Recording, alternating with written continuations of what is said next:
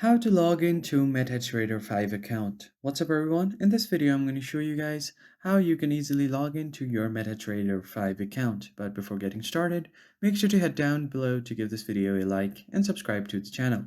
Now let's begin. The first thing you need to do is download the application from Google Play Store or your App Store, and then you just have to open it. Now you will be greeted by this page. Here you have to tap on the three lines at the top left corner and just tap on get started. Now you will be taken to your account page, and from here you have an option to add trading account. So just tap on it, and now you will have to find your broker.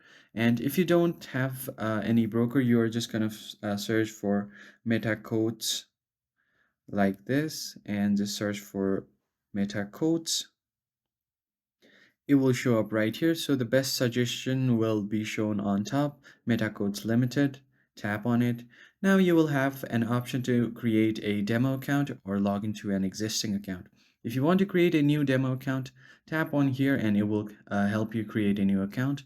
But if you already have an account, you can type in your login ID like this and your password. And once you enter your login ID and password, you can choose your server from this. And if you want to remember the password, tap on say save password.